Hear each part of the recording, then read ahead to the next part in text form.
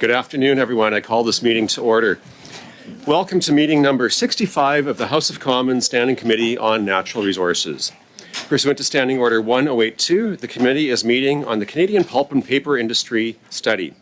Today's meeting is taking place in hybrid format pursuant to the House Order of June 23, 2022. Members are attending in person or remotely using the Zoom application. I'd like to take this opportunity to remind all participants that screenshots or taking photos of your screen is not permitted now that we're in session. Today's proceedings will be webcast and made available via the House of Commons website. I'd like to take a few minutes for the benefits of witnesses and members to go through a couple of things, and then Mr. Angus, I'll go to you. Please wait until I recognize you by name before speaking. George, Mr. Shahal is the only one online. You know the rules, so I won't go into all of those details. Members, I'd encourage you to allow sufficient time for witnesses to respond to your questions. A reminder that all comments should be addressed through the chair.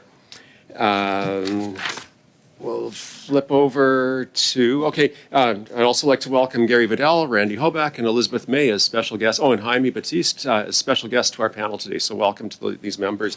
Just before we go to our representatives from Paper Excellence for your opening statement, Mr. Angus has a point that I will go to him briefly on. Thank you so much, Chair, and I don't want to take much time out because I know we're running late and we want to hear from our witnesses, but I do want to bring committee awareness that I will be bringing forward a motion. I'm just going to read it into the record, but I'm not here to debate it today. That given the fact that the Parliamentary Committee on Natural Resources has a mandate to examine issues of natural resource policy on behalf of the Canadian people, and given the fact that the committee is attempting to get answers regarding the ownership structure of Paper Excellence that is now reported to be holding 22 million hectares of Canadian forests, and given public reports that this company has relations with Asia Pulp and Paper and may be part of the holdings of the giant Indonesian company Sinar Mas, and given the outstanding concerns about connections to China-based banks and industrial operations, that pursuant to Standing Order 1081A, the committee issue a summons for Jackson Wijaya of Paper Excellence to appear at a date and time to be determined by the chair, but no later than June 20th, 2023. Okay, thank you, Mr. Angus. We have discussed previously that our jurisdiction doesn't extend beyond Canada, and so we'll have to we can debate that or discuss it when the motion's brought forward. We're going to move right now to our representatives from Paper Excellence, so thank you for being here again, and I'd first of all like to offer a most sincere apology. You had shown up, and we were unfortunately canceled with about 5 minutes notice before we started last time, and so I truly appreciate you making yourselves available once again to appear before this committee. Your presence is truly appreciated. I am going to turn right now to Mr. Williams, and I have a watch here, a clock here. I'll give you 5 minutes to start. For the members, quick warning system I use, I give a yellow flag when there's 30 seconds left in the clock. Red means your time's up. Don't stop mid-sentence, but wind up your thoughts, and then we'll move on. We'll do this during the rounds of questions as well. So with that, Mr. Williams, the floor is yours. You have 5 minutes. Good afternoon, Mr. Chairman and members of the Natural Resources Committee. Thank you for the opportunity to appear before you today. I want to begin by respectfully acknowledging that we're on the traditional territory of the Anishinaabe Algonquin Nation. We're honored to be here to speak with you about the important work that Paper Excellence Group is doing in Canada and about the future of growth and opportunity for Paper Excellence, the Canadian pulp and paper industry, and the Canadian economy. My name is John Williams. I'm the non-executive chairman of the Paper Excellence Group. I'm also president and CEO of Domtar, where I have held that position since January 2009. I am joined today by my Paper Excellence Group colleagues. With me are Stu Gibson, Chief Operating Officer for Paper Excellence Canada, Jean-François Guillot, Chief Operating Officer at Fibre Excellence, and Lana Wilhelm, Director of Community and Indigenous Relations for Paper Excellence Canada. Together, we are the executives and key members of the team that lead Paper Excellence and oversees its operations in the Canadian market. Mr. Chairman, we have tabled with the committee a letter from our founder and sole shareholder of Paper Excellence, Jackson Wijaya, with sincere apologies for being unable to appear before the committee due to extensive global business commitments. However, he has asked that the senior leadership team be here in his place to address and respond to the issues and questions raised by the committee. And with that, I'll hand over to Stu Gibson. Great. Thank you, John. So here in Canada, following Paper Excellence acquisition of Domtar and Resolute Forest Products, two companies with deep history in Canada, our 29 mills and operations provide direct employment for over 9,000 Canadians and support an additional 40,000 jobs in communities, many rural, across our country. Both acquisitions underwent the customary yet rigorous review process by the appropriate regulatory authorities here in Canada. And moreover, at the request of the Minister of Innovation, Science and Economic Development, Paper Excellence communicated its commitment to Canada, both in terms of employment and investment in Canada. Paper Excellence has honored and will continue to honor those commitments. And with that, I'll turn it over to my colleague, Jean-François. Thanks, Stu. En plus de créer des In addition to creating jobs, Paper Excellence is deeply committed to responsible environmental stewardship. To that end, we're constantly exploring new ways to achieve our climate targets, to reduce our carbon footprint, to minimize waste, and to promote responsible resource management. We're constantly investing to ensure that our operations are sustainable for generations to come. Our commitment to the environment is not just about compliance with regulations, however. It's about building a sustainable business that is resilient in the face of the climate challenges that we all face. We believe that our commitment to responsible environmental stewardship will benefit not only our company, but also the communities that we operate in. And I'll now give the floor to Ms. Wilhelm, who is the Director of Indigenous Relations. Thank you. Excellence is committed to the long-term journey of reconciliation and building mutually beneficial relationships with Indigenous communities in all our operations across Canada. With some of our mill acquisitions, we inherited a legacy of broken trust and promises with Indigenous communities. However, we want to reiterate our willingness to resolve these issues and coexist harmoniously with Indigenous communities everywhere that we operate.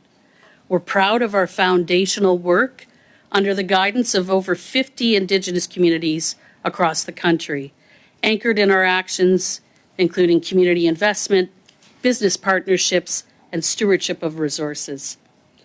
In closing, Mr. Chairman, we're proud to contribute to the growth and prosperity of Canada.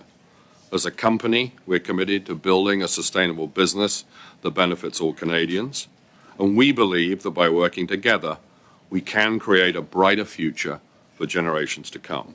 Thank you, and we look forward to questions. Perfect, and you're well within your allotted time there, so thank you for that. Just before we start, in light of this being a study on the Canadian pulp and paper industry, I just wanted to send a quick thank you to all of the men and women who are fighting forest fires right now in Canada. We know that this is an early and an unseasonably extreme season, and we need healthy forests, we need viable forests to support the industry. And so I just, on behalf of the Natural Resources Committee, did want to give a shout out to all of the men and women who are fighting the fires and saving property lives and much needed natural resources. With that, we're going to get right into our rounds of questions. The first round have 6 minutes for each member, and for the Conservatives, we'll start off with Mr. Vidal, and you now have 6 minutes. Thank you, Mr. Chair. I want to thank our guests for being here today, and I do want to just thank you for coming back a second time after the unfortunate circumstances of a couple of weeks ago. I'm going to get right into this. There have been a lot of media reports and a lot of discussion that suggest the close ties or suggest these close ties between your company here in Canada and APMP and Sinar Mas in Indonesia. These reports utilize all kinds of information, whether it be leaked emails, historical letterheads, corporate directory records, all kinds of information that's being used to support those claims. So I just want to give you an opportunity to clarify for the committee what the actual relationship is between Paper Excellence's Canadian operations and APP and Sinar Mas. Mr. Chair, I'll take that question. It's just there's no relation between APP and Sinar Mas and Paper Excellence. At the beginning, we recognized when Jackson Wijaya built the company, he used just a bit of resources to build his company. Since that time, we don't have any interaction with APP. Some of the facts are just kind of clear, but the rumors that we can read back and forth in the papers are, I'll say, different than the facts. As an example, and sorry, I'm going to go in French now, les emails que les gens font.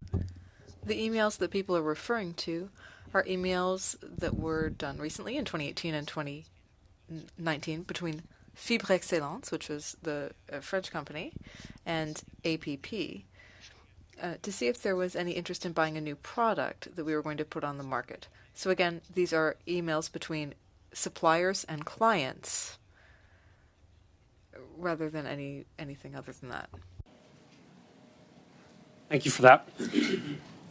Ms. Wilhelm, you talked a little bit about the kind of the work you're doing in Indigenous communities and that relationship, and where I come from, that's very important. As I think some of you know, I come from the little city of Meadow Lake, and that's actually where your first mill in Canada was purchased back several years ago.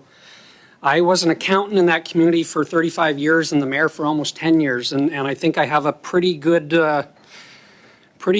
grasp of the impact that your mill has had in a small community like that, in a northern Saskatchewan, fairly remote community.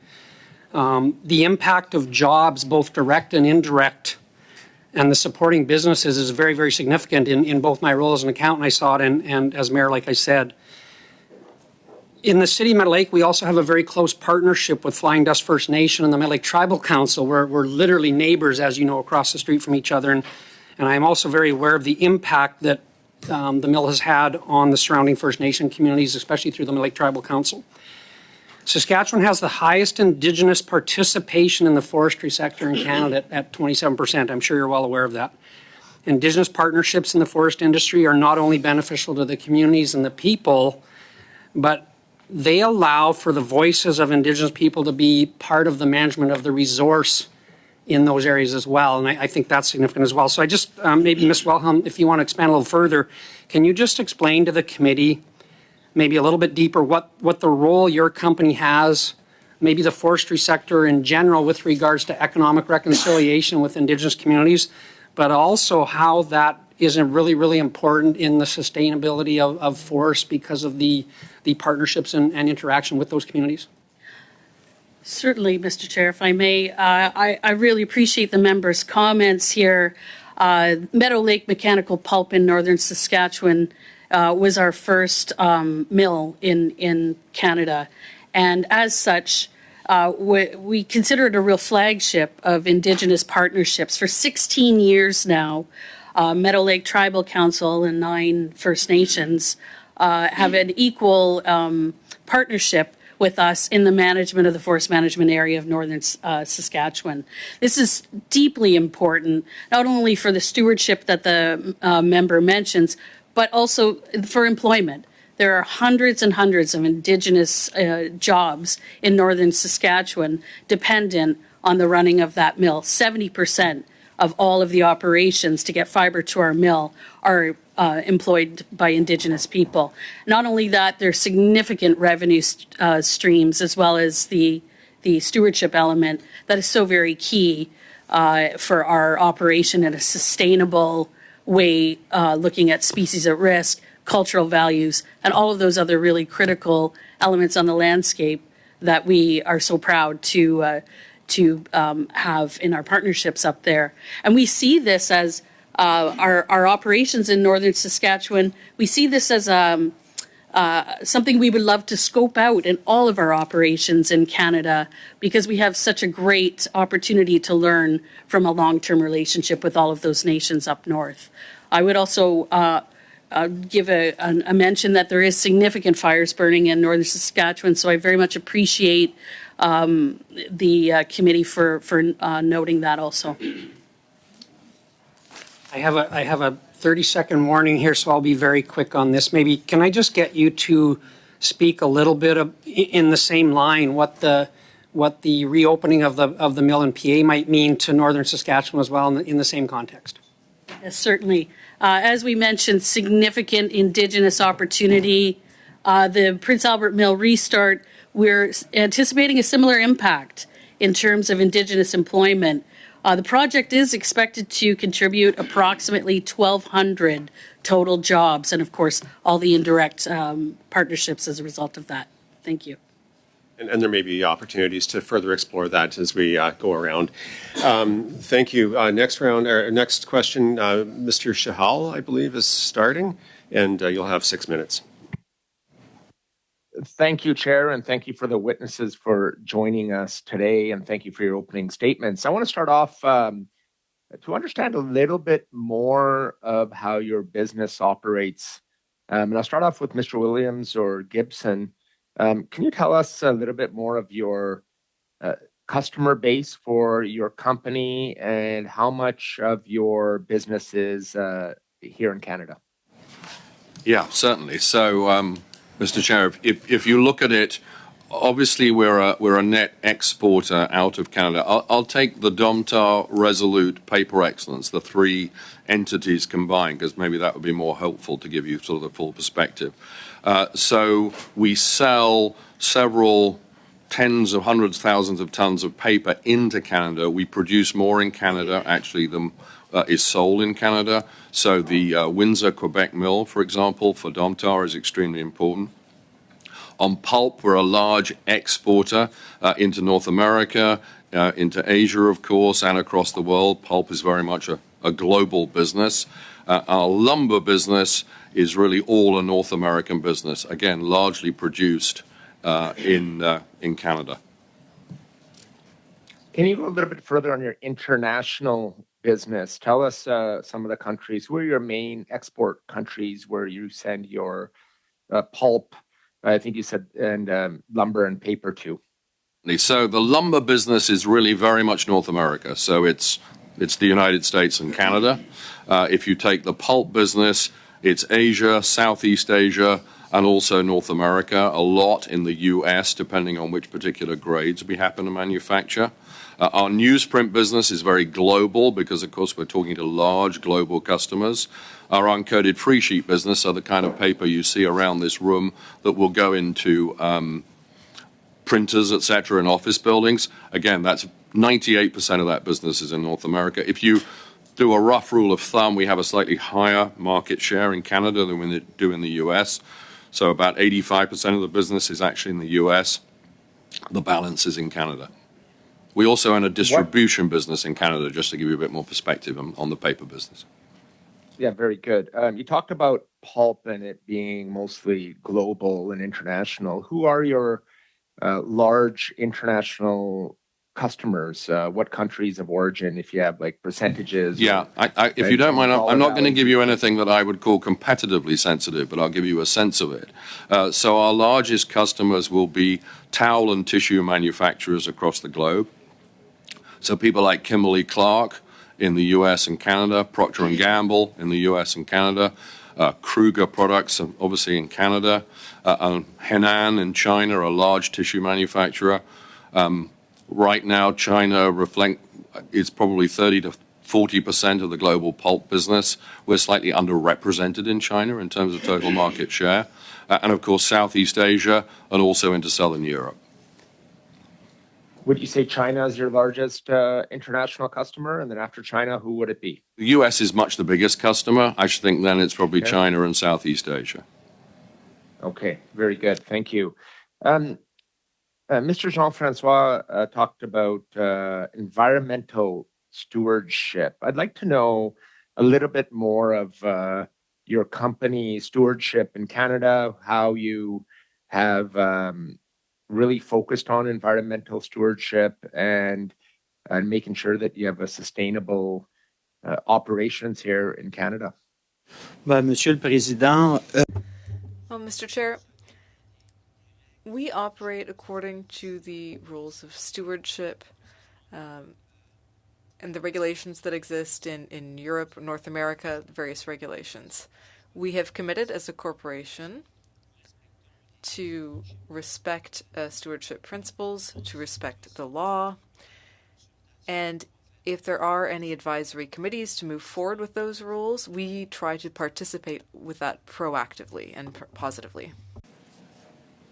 Can you give us some examples of where you've had some challenges, or have you had any challenges here in Canada with your company and the environment?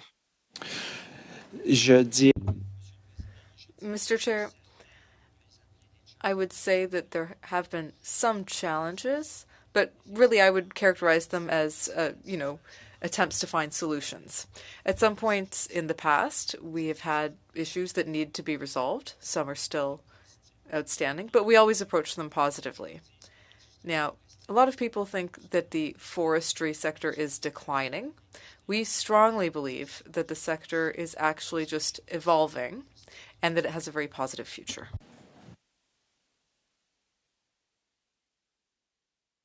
On your environmental stewardship, I'd like a little bit more detail of some of the problems that you may have had. You said you've had some problems, and have you dealt with those challenges, or are you still in process? Could you give some examples of the challenges that you mentioned? Je dirais que certains I would say that some people are very aware of what's happening with Greenpeace, but on that file, Mr. Chair, given that it is before the courts, I can't give many details. But I will give the floor to Mr. Gibson or maybe to Ms. Wilhelm, who are involved in that. Regrettably, we're out of time on this 6-minute round. There, again, maybe a chance to further explore this as we go around. The next 6 minutes is going to go to Monsieur Simard. The floor is yours. Merci. Thank you. Mr. Williams and Mr. Guillot, you know that the ownership structure of Paper Excellence raised a number of questions for a number of people. And I think that makes sense, in my opinion, because there was a lot of conflicting information, which is difficult to see to the bottom of.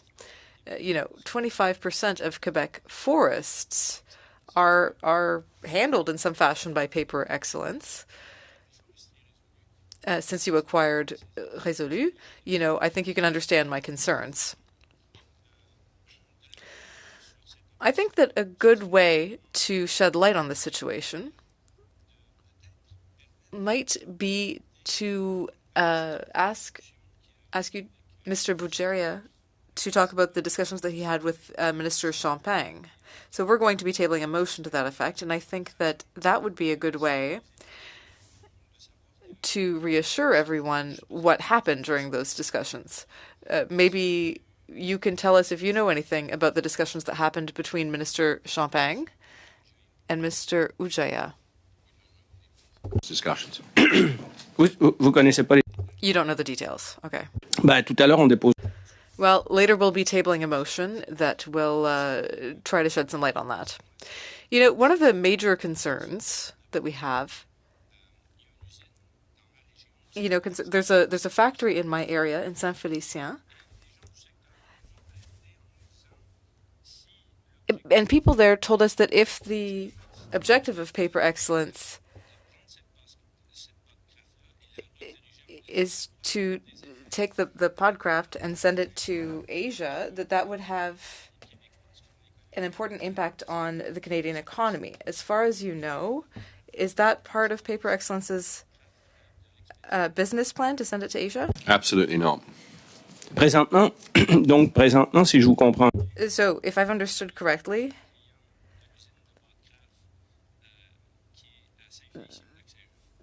so Asia is not a client of that factory in... So at this moment in time, that's a very successful pulp mill, probably one of the best pulp mills actually in the whole of Canada. So a great asset, quite frankly, with a very strong customer base. It's largely a North American customer base. We're only too happy to maintain that customer base. We have no agenda to change that customer base. Donc, à long terme, c'est vous visez... So in the long term, you're focusing on the North American market. We need to focus, I think, just to be clear, we need to focus on markets where we know we can be competitive, and that mill is extremely competitive in North America, so it would be idiocy on our part to make that change. Merci. Non. Thank you. So The transaction between Résolu and Paper Excellence is a very significant one. And you told me that building a factory like the one in Saint-Félicien would cost around 2.5 billion. So the concern that I'm hearing from people in my area is that, will Paper Excellence be satisfied with the craft company? And do you have a plan to ensure the vitality of the other facilities that belonged to Foresterie Résolu? Yeah, I think that's, if I may, Mr. Chairman, it's a very interesting question because obviously we're now privately owned by an individual. We're no longer on the public market. One of the great benefits of that is actually we can take a long-term view on investment. And we have this vision, quite frankly, that we think there are opportunities in the Canadian forest products industry to really build a strong business, hence the reason, quite frankly, that we've purchased both Domtar and Resolute in the last 2.5 years. So I think we've proven and will continue to prove, actually, we're a good long-term owner of these assets and a thoughtful long-term owner of these assets. Il y a un élément essentiel. There's one really important thing developed by Resolute.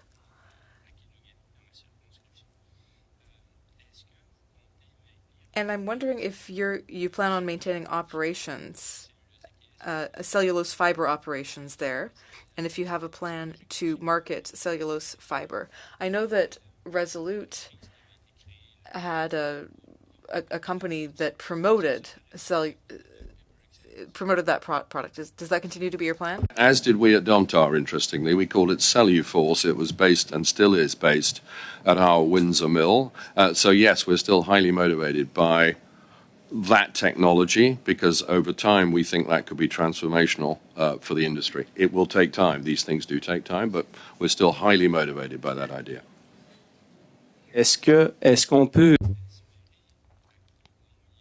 In the short or medium term, do we think that there will be an investment plan from Paper Excellence for the facilities, for the Resolute forest facilities?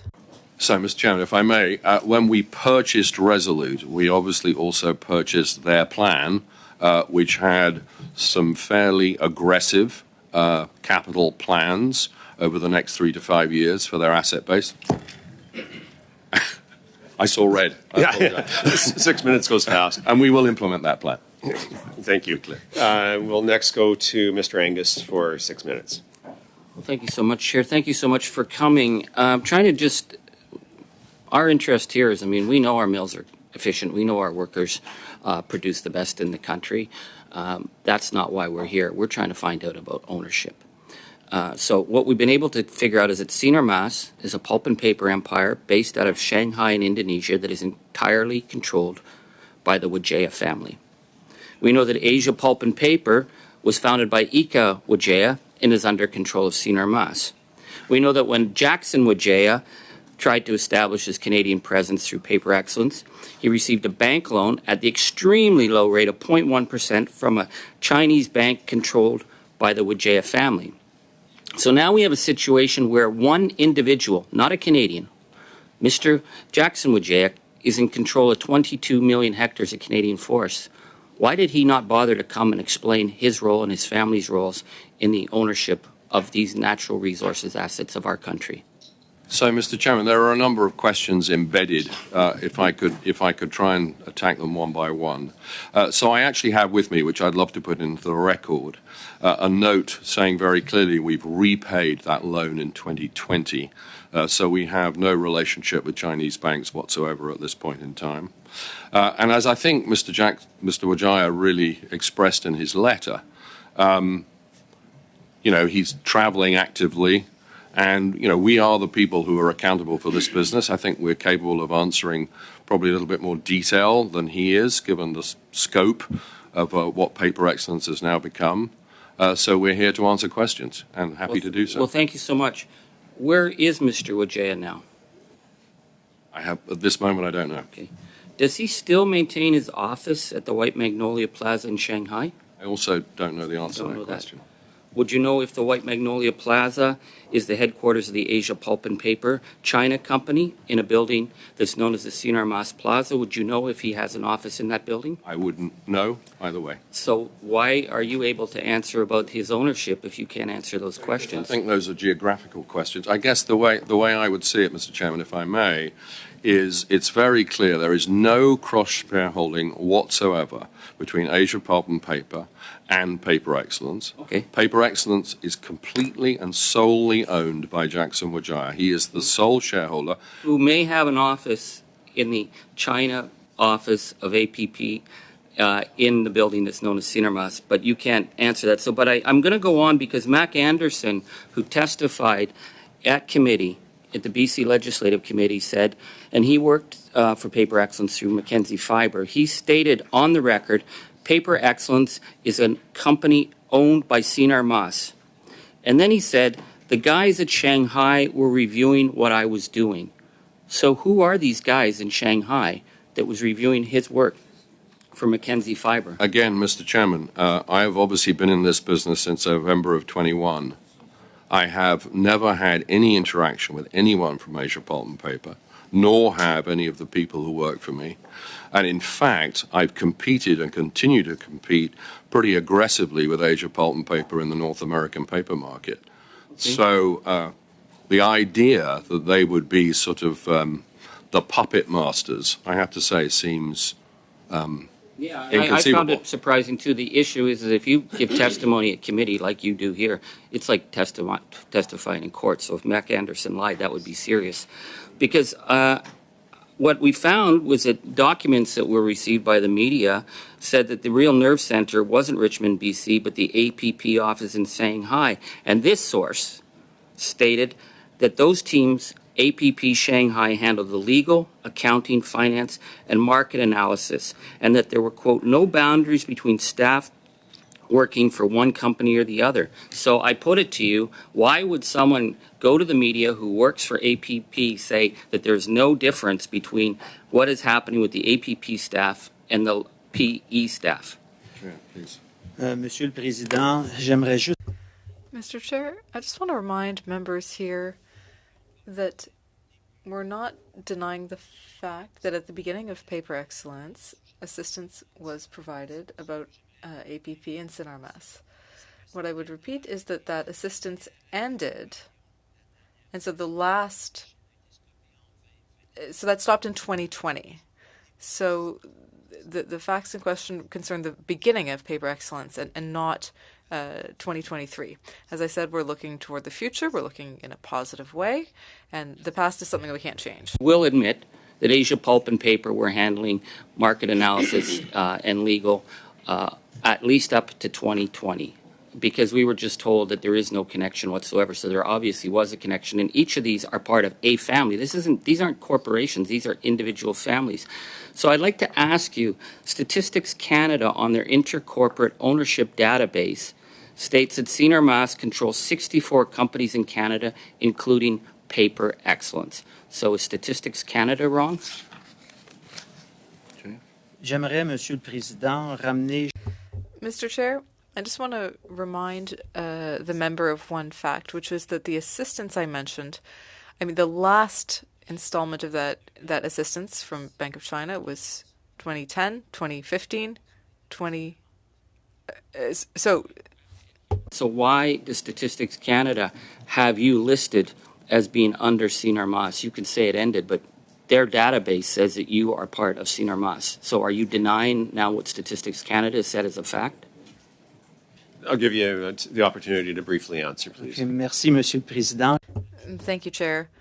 I would just tell the committee that for the last 10 years, we've tried to correct that error at StatsCan with limited success. Okay, thank you. We're going to go into a shorter round next, starting with 5 minutes for Randy, Mr. Hoback. Well, thank you, Chair, and thank you, witnesses, for being here. I just want to clarify, there's Paper Excellence of 2010 and Paper Excellence of today. Can you verify the differences in the companies from then to today? In terms of acquisitions and only how we've acquisitions. grown? Yeah, Exactly. absolutely. So we purchased Catalyst Paper, of course, in that gap. We purchased Domtar, November 21, and of course Resolute most recently. Have you had any issues with any regulatory body in those purchases, or any issues in regards to competition or? So other- in order to be able to do the two acquisitions, in both cases, we are asked to divest mills. So to do the Domtar acquisition, we divested the Kamloops mill in British Columbia, which I was regretful to do. I thought it was a great mill, but that's the way the world goes. Exactly. That's the way things happen in this life. And then as part of the Resolute transaction, we have to divest the Dryden mill, which was another Domtar mill. And as you'll see today, actually, we announced that we have an agreement to divest the Thunder Bay mill. So That's normal. I used to work with Flexco, Case New Holland. When they acquire a company, they might have to divest of different assets to have competition in place. nothing that other than that, quite frankly. Okay. As far as the reviews, there's been no other concerns, flags raised. Everything's been processed under normal due course, so both in the security side of things and in regards to the regulatory side. Is that fair to say? Yes, it is. And of course, when we did the Domtar transaction, I'm probably closer to that. Patently, our board did a lot of due diligence on Paper Excellence before they even agreed to engage with Paper Excellence as the potential seller, as did a number of lending institutions. That would have been U.S. regulatory review at that point in time, too, so not just Canada. Both, yeah. All right. Of course, I come from Prince Albert, and you know how excited we are and how sad we were when the mill shut down in the past. We were at the impression that there'd be nobody coming back to that mill, and yet you came in and purchased that mill. What do you see for the future in that region? Because we've got an OSB plant now opening up because of the pulp mill, and you've got a furniture manufacturer opening up. You've got trucking companies who are reopening dealerships and sales and stuff like that. How does that cluster work? Well, I mean, that's obviously what you want to do is use as much of the tree as you can, preferably all of the tree other than the roots. So it's really about being efficient in that way. So that's why kind of a pulp mill is very much an anchor for a lot of that, as are sawmilling businesses around it, are our OSB businesses. So, I mean, that whole, to your point, that whole cluster is sort of vital for the supply chain. Because obviously the pulp industry needs a healthy sawmilling industry, because that's where a lot of our raw materials come from. Yes, whole trees are coming our way, but so are chips. So if we can't get all of that to happen, we end up uncompetitive. And I think the challenge always in this industry is we have to compete globally, but actually we're a very local and very rural business. And that's always going to be the challenge for the pulp and paper industry in any geography, quite frankly. Let's quickly go to the ESG side of things. And again, if we look at the harvesting that's going to happen, these are jobs that are going to First Nations. They're being trained by local technical schools. You talked about 1,200 jobs in Prince Albert, the mill there alone. Again, what type of jobs would these people have if that mill wasn't opened? Well, I mean, we can look again to Meadow Lake Mechanical Pulp as a great template for the long-term sustainability of those jobs. These are highly trained trades jobs, well-paying, stable, and ones that transfer across sectors even. So I think that's just as a record of what we have been able to accomplish at Meadow Lake Mechanical Pulp, we could take a direct link in how we would build that out and those opportunities in partnership with nations there also. And then again, I don't want to interrupt, but obviously you're doing a good job because the province of Saskatchewan has endorsed your movement in Prince Albert, and I think it's because of the history you've had in Meadow Lake. Is that fair to say? That is. We just received government approval for our environmental assessment. So your environmental assessment's done. You've got everything in place. That's really good to hear. Now, going back to the jobs in the region, we have a paper mill, or not paper mill, a sawmill in Carrot River. We used to have a mill in Flin Flon or La Pas at one time. It got shut down, I understand. But you're taking product now that's actually not going to be used anywhere else, but it helps take the cycle and, again, rejuvenate that cycle. So actually we're going to be replanting and doing that forest management. Is that fair to say? Yeah, I think from a forestry planning and sustainability angle, it's not only important to recognize the regeneration, which we as foresters are obligated to do, but also to look at how we take fuel loading that would, from areas that would normally be adding to the fire risk, which of course is extremely high in some areas. So quickly then, the mill Sorry, that Randy, we're out of time on this one. We're packed, and I know you. Good. We will come around for one more 5-minute question for you. Yeah. We're going to now move to who are we moving to? Mr. Sobera, who will have 5 minutes. Thank you, Chair, and welcome, folks, to the committee today. The acquisition of the when did you complete the acquisition of the Domtar Corporation? That was November 2021. Okay, and you went through all obviously proper channels in that acquisition. Absolutely, yeah. Were any issues raised by any of the competition authorities and anything to that extent? Again, the only one was that in terms of the pulp business, we had to divest the Kamloops mill. Okay. And you just recently announced the Resolute Forest Products acquisition? We did, yes. Okay. It's completed, it's done. Okay, and in terms of the headquarters located in Richmond, British Columbia, from my understanding? Okay. Canada, we as a country have always benefited from FDI, foreign direct investment. We've always benefited from inflows of companies and corporations investing literally hundreds of billions of dollars into our economy. We see it today in the last couple of weeks with Volkswagen's announcement to build a gigafactory, its first one in North America, that will be in St. Thomas of Ontario, and it's going to generate thousands of jobs, and I was really happy to be there. And we see that across multiple sectors of our economy, some not, but most yes. And it's good to see because foreign direct investment is important and it creates jobs, and I can understand that. What are your total assets in Canada as defined on your balance sheet as of today, or most recent reporting filing period? I'm not sure. I'd happily get that for you. I'm not sure I could pluck that out of thin air. Are they available on CEDAR? They should be, yeah. So they would be available on CEDAR? You should be able to see them, yeah. Because Resolute obviously was public. Domtar has been private for a while, but they'll be considerable. Okay, and just out of more of a clarification, where are the majority of your assets concentrated in Canada? They'd be in Ontario and Quebec. Okay, and the ownership structure, my understanding is there's been some concern, if I'm going to use the word concern, about the opaqueness of the ownership structure. Is it an opaque ownership structure? There are a series of holding companies, most of which exist actually for tax efficiency, but they're not abnormal for an international business. Okay, and who's your auditor? PricewaterhouseCoopers. And they've signed off on your... They have indeed, and they've signed off on the consolidated balance sheet of Domtar Resolute. Okay, and these holding companies internationally, do they trace back or go back to Indonesia? They go back to Jackson Wijaya. Yeah, okay. And Asia Pulp and Paper, that's a company that's been around for decades, if I'm not mistaken. Has indeed, yes. So it was founded decades ago. So what is the concern that you feel that is being brought up in your view? Well, I think it's, if I may, Mr. Chairman, I think it's understandable. It's who is this owner and what is this owner's agenda? So the owner is Jackson Wijaya, who's a third-generation member of the Wijaya family. His grandfather left China during the Cultural Revolution, as happened to many, so he's the Chinese diaspora, if you like, in Asia.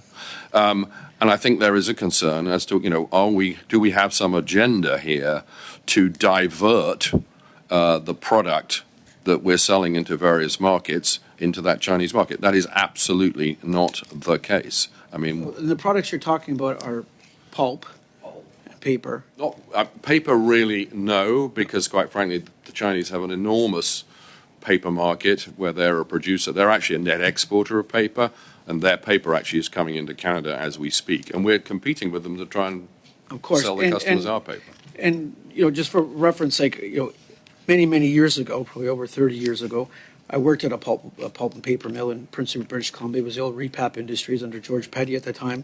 I spent a couple of summers there, so I do saw the process of and understand, and I also understand the massive consolidation that's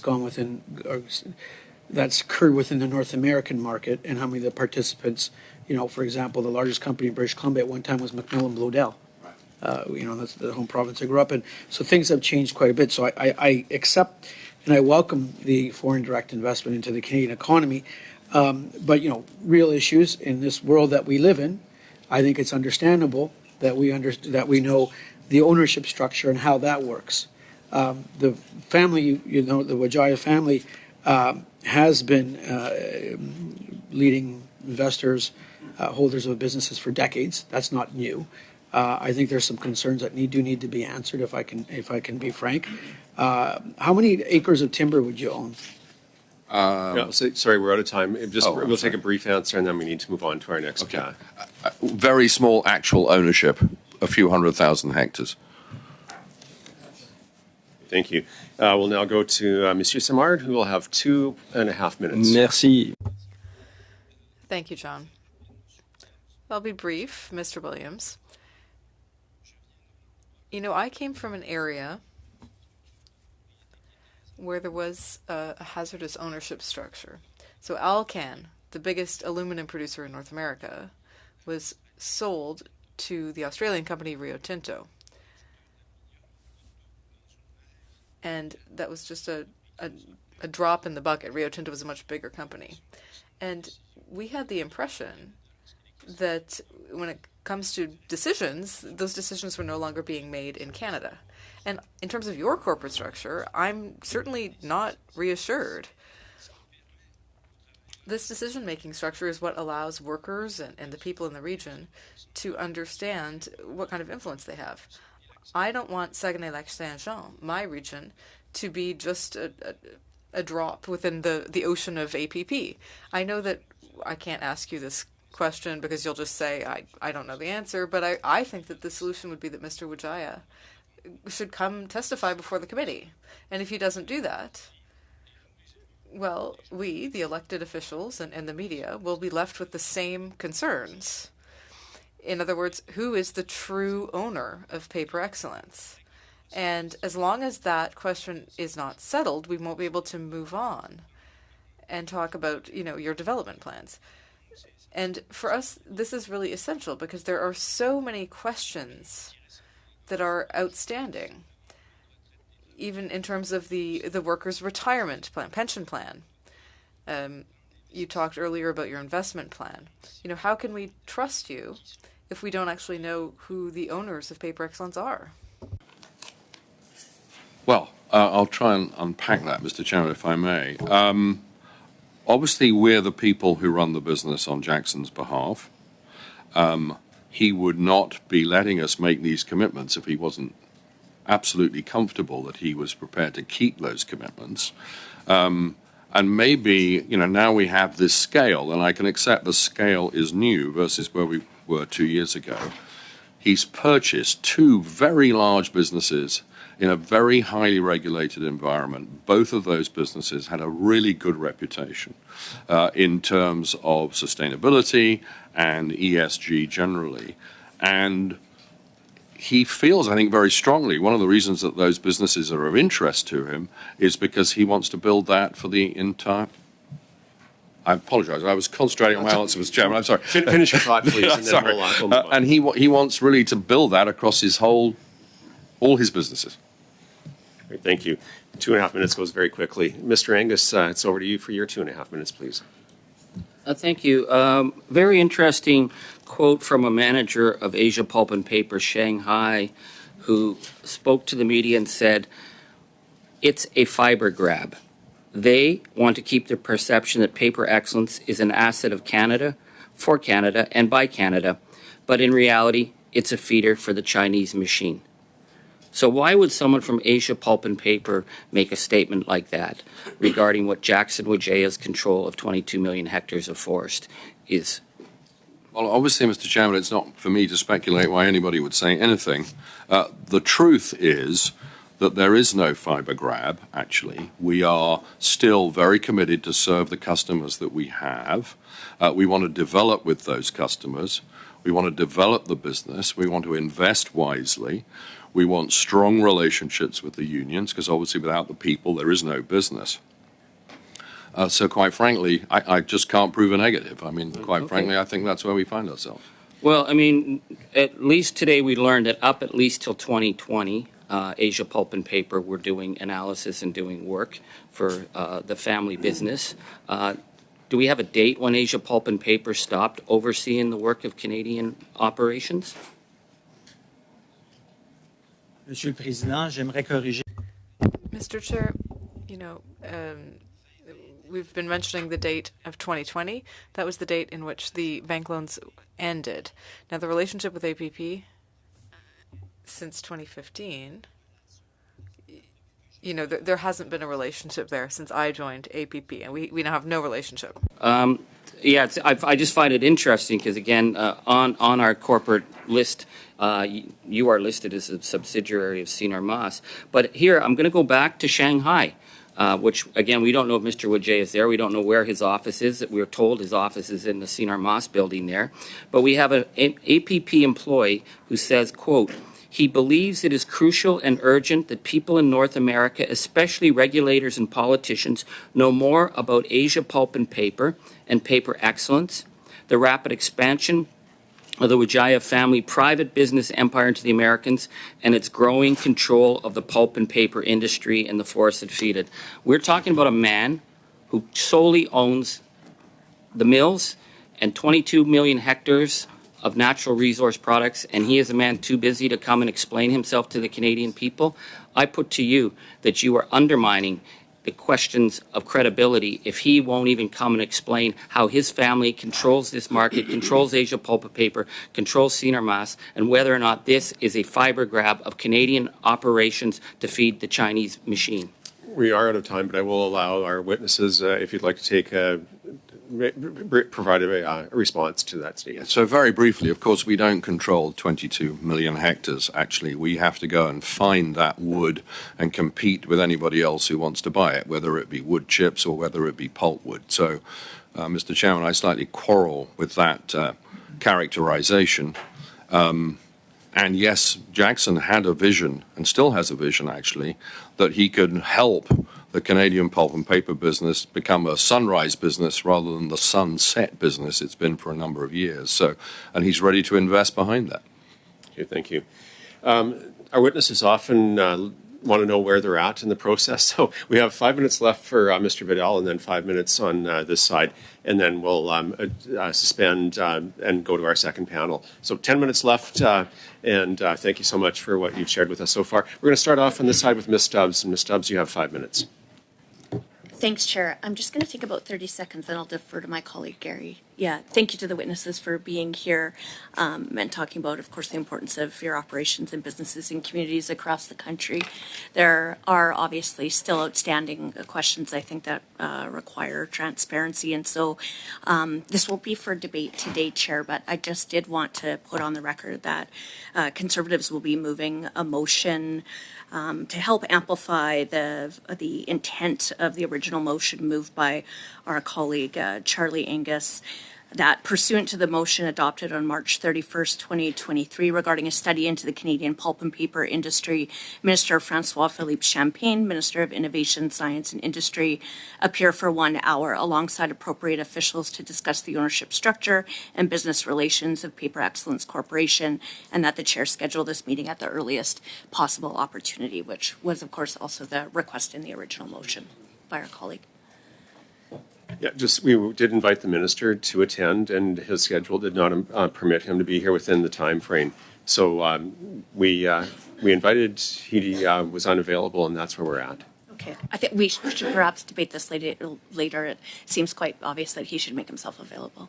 Thanks, Chair. Thank you, Chair.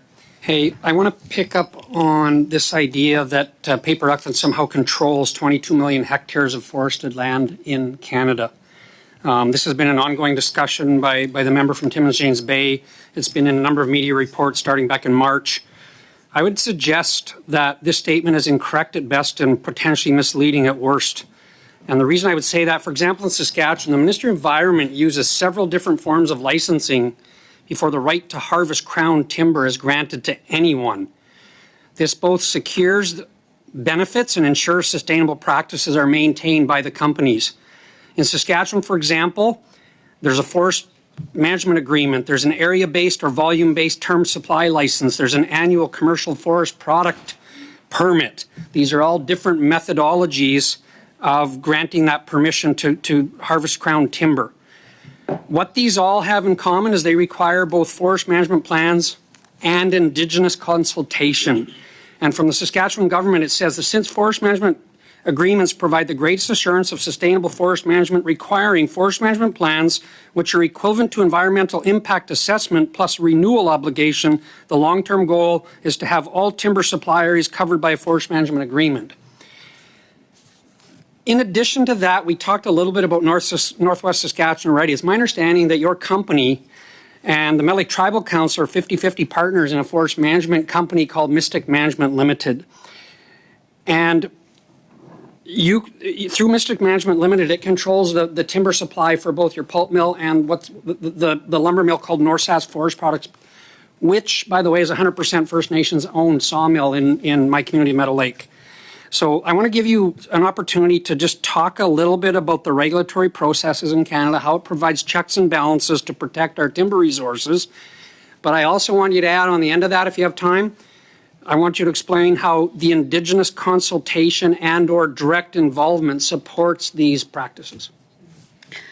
That is a lot to unpack there, Mr. Chair. I am a professional forester, and I could go on at length, and all of the signs would come up, so I won't do that. But I would say in Saskatchewan, the member is 100% correct.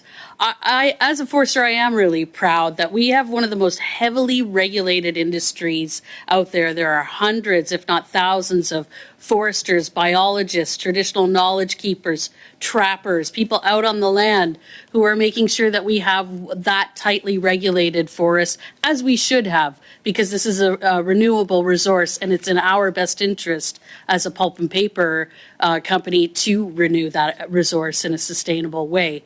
So I think I would leave it at that unless any of my colleagues would have anything to add to that. But I think, again, our work with Indigenous partners has been nothing short of important, not only for social license, because it's the right thing to do, but it also has made really good business for everyone at the table.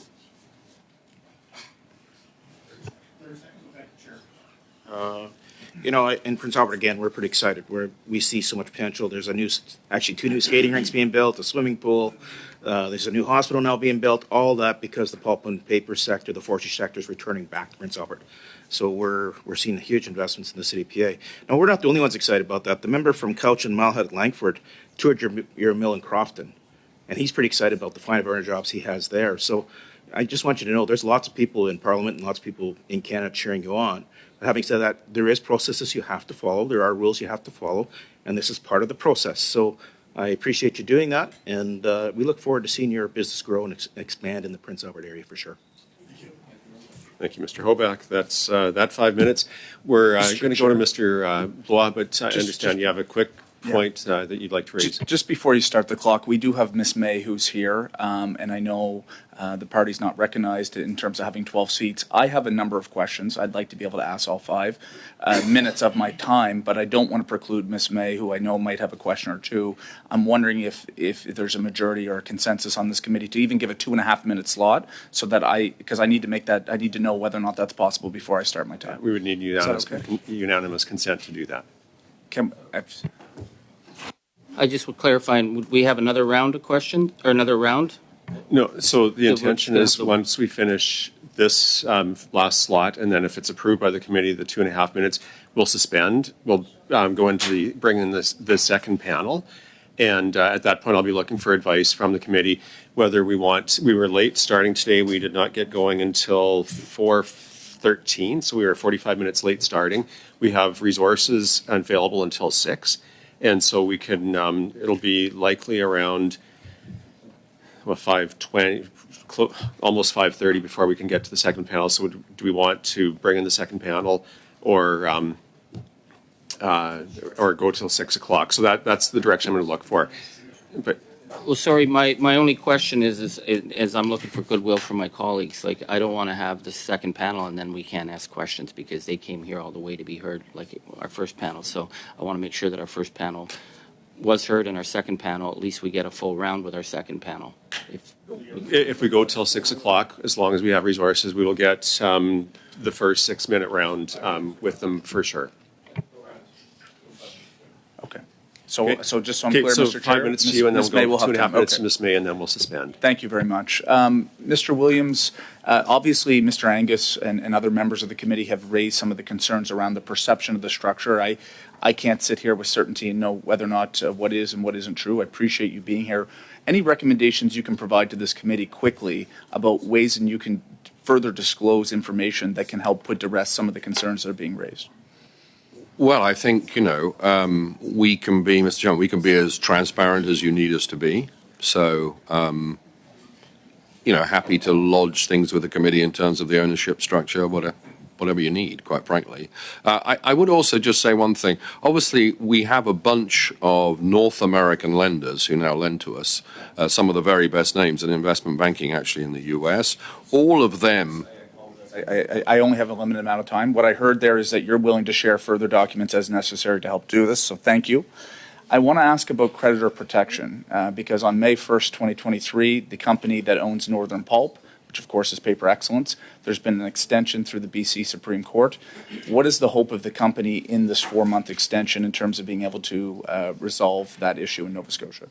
Well, obviously, we remain positive, and JF is very close to it. I'll let him answer. Well, thanks, Monsieur le Président. Mr. Chair, we're working toward a solution with Northern Pulp. The goal is to be able to get the factory started again. And I think that within the next 4 months, we'll be moving forward with that. Decision by the Nova Scotia government to not allow the water plant facility that is tied to Michelin. My understanding is the provincial government has not allowed that shared resource, which is extremely important. How does that play in terms of the decision-making moving forward? I have to assume it's consequential. Juste, Monsieur le Président, pour... To answer the question, Mr. Chair, that doesn't prevent having Northern have rights over the water. It just means that we're sharing the natural resource with Michelin. So it's just a question of coming to an agreement. Of employees right now under the credit protection order are employees that work for Northern Pulp being paid their pensions. Yes or no? Pour répondre à votre question. To answer your question, Mr. Chair, we are following the rules of CC Dublin under bankruptcy protection rules. So I take that to say no, because the rules don't call for it necessarily. Je répéterai ma réponse. I would repeat my answer. How much money approximately is being owed to creditors right now? Is that public? Is that information? Can you share this with the committee about how much the Northern Pulp operation is actually owed or owes creditors? Je dirais... I would say that once again, given that this is a question of CCAA, it would be difficult for me to say, but it's primarily the province itself that's the biggest creditor. Member of Parliament, I represent King's Hants. I have my colleague here from Sydney, Victoria. Ms. May obviously has connections to Nova Scotia as well. I'll preface the conversation because I can appreciate the mill has been very important for the forestry sector. I know Ms. May's conversation will be around the lines of Boat Harbour and some of the impact on the Indigenous community in Pictou Landing. I have certain sawmills that have really benefited and have certainly benefited from the fact that presence of that mill, so I understand that. But what would you say to the people of Nova Scotia that there's a current lawsuit for $450 million to the taxpayers? That's certainly me and my colleague. That's all million Nova Scotians. Do you think that's fair and equitable? And I want this question to Mr. Williams because you're the chair of the board. So as the board that helps govern the responsibility of Paper Excellence, where do you draw the line in terms of an equitable nature, notwithstanding the contract that might have been devolved with the province of Nova Scotia was demonstrably a bad one years ago? Yeah, well, Mr. Chairman, thank you for the question. I would say, we feel we need to protect our interests. Because at this moment in time, obviously, we had a profitable mill.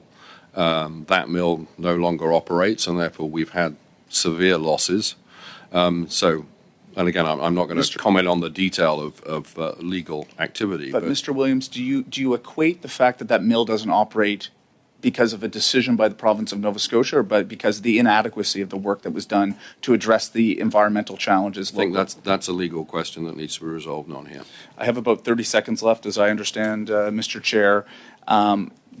Mr. Williams, are you worried about the perception that there's a loss of trust in the province of Nova Scotia, notwithstanding the benefit the plant has done for the community, but that this lawsuit is seen as punitive? How do you build up trust in communities that are seeing this lawsuit happen and also try to do business there in the future? Well, I think that is the challenge. I think you've expressed it and remains the challenge. Thank you, and we'll jump right now to Ms. May, who will have 2.5 minutes. Thank you very much to all members of the committee for allowing this. I do have questions. Your choice, your company's choice to use the Canadian Creditor Arrangement Act to go to a judge at the Supreme Court of British Columbia and seek binding arbitration deliberately excludes any role for Pictou Landing First Nation who've been aggrieved through lies and abuse and environmental racism for years. Does it trouble you at all that your approach to getting your mill reopened is to exclude any Indigenous involvement? Mr. Chair, as I said in my opening remarks, we inherited in some of our mill purchases in Canada a legacy of broken trust and promises, and in no place was that more apparent than in Boat Harbor and Northern Pulp. We have determined to close Boat Harbor. We're determined to rebuild that relationship with communities, and we have what we believe is a plan to transform the mill to a place where we can rebuild that trust. But of course, reconciliation, there's no shortcuts here. You took, excuse me, a very little limited time, excuse me, and Mr. Williams, you chose a legal route that went to the Supreme Court of British Columbia. Excellent forum shopping and finding Judge Shelley Fitzpatrick, who did the same thing for Mountain Equipment Co-op. You chose a route that would exclude First Nations from involvement when you went into binding arbitration with the Nova Scotia government, and as my colleagues have pointed out, while suing Nova Scotia for $450 million. I've got time for one more quick question, so forgive me for being very abrupt. Do you believe that the connections between Paper Excellence and the People's Republic of China, such as co-locating in headquarters, having had loans from the People's Republic of China Development Bank, are sufficient that your company or the People's Republic of China could invoke the Canada-China Foreign Protection Promotion Agreement, the FIPA, in order to seek secret damages from Canada for regulating your business? No, it's right there. We have 30 seconds left if anybody wants to. I'm honestly not cognizant of that approach, so I really can't answer the question. The Foreign Protection and Promotion Investment Agreement is a treaty between Canada, the People's Republic of China, that gives Chinese investors superior rights to Canadian investors to seek damages, just to explain if you're not familiar with it. And if you're given the investments that were made by the People's Republic of China Bank, which you say on the record has now been completely paid off, that was the concern. Thank you. Okay, so with that, I'd like to thank our panel. Point of order? Mr. Angus. Yeah, I want to follow up on Mr. Blah's comments. He'd asked about whether they would be willing to submit papers, but I didn't get any specifics. I was thinking of maybe the corporate ownership structure so we can at least see how Mr. Wijaya controls the operations in Canada. The intention of my statement, Mr. Chair, and I would be happy to seek some procedural guidance on this, is that I wanted to have on the record that the executive leadership team from Paper Excellence is willing to disclose what this committee reasonably thinks is necessary to be able to do that. Obviously, there's a legal dynamic to that. I don't have anything specific in mind. But certainly, as I sit here as a committee member trying to distinguish between some of the elements that were being raised versus the answers that were there, I want to make sure at the end of the day that if there's something more that can help demonstrate and bring confidence, and I see Mr. Williams nodding, I was trying to flush out what that could be. So that was really the intention of the question. I'm happy to work with our clerk and analysts to determine what has been asked and to put that to our representatives from Paper Excellence and see what response we get back. Okay, Mr. Hoback, you had... yeah, it's hard to give an answer when you don't know what the question is. So if there's more specifics, I think that'd be more preference. Yeah, we'll go through the record and see what we can pull out as specific requests. There were a couple of other things that were asked, and so we'll pull that together in a comprehensive package. to send to the witnesses. So Mr. Chair, if you'd like, I can put it a little bit more specific since Mr. Angus asked it. I would ask that the members from Paper Excellence, at their discretion, provide whatever they think could be helpful to this committee to determine the validity that the connections to the People's Republic of China is not any direct relationship, and that any information to help try to bring down the concerns that have been raised generally in this committee. We will send a formal request to you. And just on that, Charlie, and then we need to wrap Yeah. up so we can get to our second Well, it panel. certainly should be whatever this committee thinks is necessary. I don't think we should haggle here back and forth, but we could talk about what we feel. If there's follow-up, if follow-up's necessary in paperwork, we'll ask for that. And we do have time on Friday at our meeting where we can have carry on this conversation. So with that, I would like to thank our panelists again for not only coming today, but for coming for a second time, although the first time was not productive for circumstances beyond any of our control. So thank you so much. With that, we're going to adjourn and pull in our second panel. Thank you. Suspend. Suspend for the record. Suspend. Fix.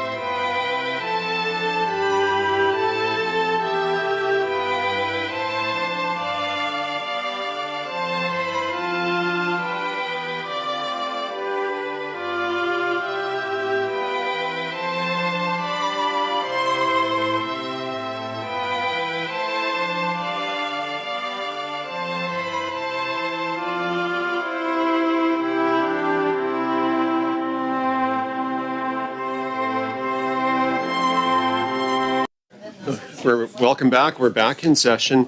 Thank you for those joining us remotely for standing by, and welcome to those who are in person. If you weren't here for the first part of the meeting, I just want to welcome you. We are in hybrid, so those of online have access to Floor, which is the real-time language being used, or English or French interpretation. If you have any want to chime in, you can use the raise hand function and take it down. And we ask you to mute and unmute yourself for those joining us remotely. Those in person, we have a team here who will do that. Folks, we were really late today, starting 45 minutes late because of the votes. And we normally go through and have 5-minute opening statements from each of the witnesses. We have 4 different groups and individuals represented here today. Only one of the opening statements was received in bilingual format, so those were circulated. We have until about no longer than 6:10 today, and this is going to put our witnesses on the spot. And first of all, I apologize for the late start, but that was beyond our control because of votes. On Friday, we do have an hour of time set aside for in-camera reports review, and I'm willing to take that time if our witnesses on short notice would be available to join us on Friday. You don't have to answer right now, but if there is any hope of having you, our time slot is 9:45 to 10:45 Ottawa time would be when we would be looking at inviting you back to continue the discussion today. And I don't know if we can get a thumbs up if anybody knows yes or no, absolutely not, or I'm not sure. But we do want to hear from what each of you has to say, and that is the easiest time that we could make available. So I saw one thumbs up, and it'll just help me guide the opening time. We do have Dr. Christian Leprecht from Royal Military College, whose notes have been distributed in bilingual format. And so we could also ask to forego opening statements to save 5 minutes there. We could do abbreviated rounds for members, but if witnesses would be available to come back, we can carve out some time on Friday. So, okay, we have one no on Friday. We can also, if there'd be willingness, we can explore to have you back even next week. So how about we'll try and squeeze in as much as we can today. I'll ask if we could also do perhaps somewhat abbreviated statements, although that's not entirely fair. So I'll give you 5 minutes on the clock for your opening statement. If you can cut it off shorter, then we can get into some questions. And we'll do perhaps an abbreviated first round of questions. And then we'll see if we can get you back to finish off this panel. So with that, sorry. Yeah. So Chair, you're saying we're going to do 5-minute opening or abbreviated, and then a minute. Are we going to do a 5-minute round? Because for me, I want to know if I'm doing a full round or not. Let's see where we get at when we're done the opening statements and how much time we have left before 6:10. And then I'll divide that by 4 and see how much time that'll give each of us. Randy? Yeah, is that, okay. Make sure they get their full 5 minutes. Yeah, so I'll start the clock for 5 minutes for each of the 3, and then we'll go to our representative from Royal Military College to see if he would like to make his opening statement as well, although it has been circulated and hopefully read by everyone. But let's jump into this. And so welcome, everyone. I apologize for the chaos today. But in person with us right now, we have Forest Products Association of Canada. So I'll start the clock. You'll have the floor for 5 minutes, and let's get this started. Great. Thanks, Mr. Chair. I'm Derek Nyber, President and CEO at Forest Products Association of Canada. My colleague, Mahima Sharma, is with me. She's our VP of Innovation, Environment and Climate Policy, and she's our in-house chemical engineer. So we're going to talk a bit about some of the energy transformation happening in our sector, and her expertise and experience will be valuable to that discussion. And I look forward to talk about how we can work more collaboratively and impactfully with the federal government to accelerate decarbonization and to strengthen economic prospects for individuals and families in our mill communities, which, as most of you know, tend to be in more rural and northern parts of our country. You heard a bit about it earlier today, but our sector is very much an integrated sector So our pulp and paper mills and biorefineries are dependent on sawmills for their leftover wood chips or what would otherwise be wood waste. That's what feeds them. And for the sawmills, the sale of those chips provides an important revenue stream to strengthen their bottom line. It's our own little circular economy, if you will, in forestry. And the goal is to minimize waste and to get value from every part of the harvested tree. And in parts of the country that are more vulnerable to fires, and we're seeing that right across the country, unfortunately, very early start this year, finding a market for these chips means they're not piling up to become kindling for the next fire season. A couple quick things on the forest management side of things. Our sector plants 400 to 600 million seedlings annually to regenerate our forest landscapes and to keep them as forests forever. And about 50% of Canada's forests are unmanaged. So the sector is actually operating on about 50% of our forested land base. And given our commitments to conservation of biodiversity, sustainable management, whole of ecosystem management, community values management, about half of our managed forests today is under some kind of a conservation measure. Mill GHG emissions are down by about 60% since the early 1990s. We have an opportunity to do more with your support. And one of the things we actually talked to Minister Wilkinson about last week was the importance of a clear industrial action plan for the forest sector to accelerate decarbonization and economic growth. I think we've seen a lot of energy around the oil and gas sector and critical minerals and electric vehicles and batteries, but we think there's a similar play with forestry in the weeks and months ahead, and our international competitors in those countries are doing just that. So I'll just pass it over to Mihima. Thank you, Derek. In its recent annual report, Canada's Net Zero Advisory Body highlighted the forest sector as one of Canada's 7 priority sectors and specifically noted the competitive risks that stand before Canada's forestry and steel sectors, given the aggressive subsidies and tax credits from the USA Inflation Reduction Act. Finland and Sweden have embraced the carbon capturing power of forests by creating integrated strategies and incentives to leverage the full forest sector value chain. We need Canada to do the same, or we risk falling further behind our global competitors. In addition to its U.S. Inflation Reduction Act, the USA has doubled down on its forest biomass play by including forest biomass as eligible for investment tax credits, but Canada has yet to respond. While Budget 2023 included in detail the social, economic, and environmental benefits forest biomass can provide, it stopped short of including its enabling technologies as eligible for investment tax credits, which has left us with a massive competitiveness gap vis-a-vis the U.S. Including forest biomass technologies in the investment tax credit for clean electricity, as well as investment tax credit for clean technology manufacturing, is essential for Canada to capitalize on its abundant forest biomass resource and to accelerate progress towards our climate goals. We're not just looking for financial tools and incentives, we're also looking for policy coherence. While the federal government took the necessary steps in Budget 2023 to recognize forest biomass for its clean fuel potential, its clean fuel regulation is more ambiguous. Although designed to incentivize cleaner and greener energy, the clean fuel regulation to date still does not recognize the sustainability attributes of biomass sourced from Canada's independently certified and audited forests, and we would like to see this fixed. There are 2 other game-changing plays in the decarbonization space for the pulp and paper sector: lime kiln decarbonization and bioenergy with carbon capture and storage. I would be happy to speak to these opportunities in more detail during the question and answer period.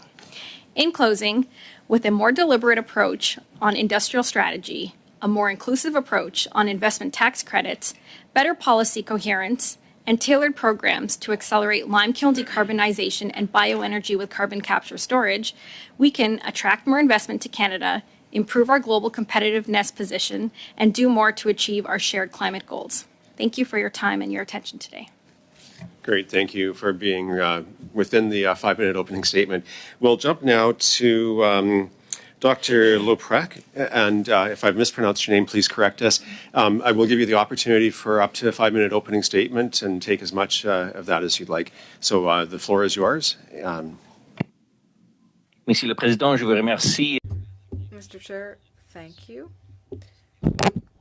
I will be making my presentation in English, but of course I'd be happy to answer questions in both official languages. Overall concern here is to ensure a level and competitive playing field for investments, foreign direct investment in Canada, and that the investment we see here may not meet that test.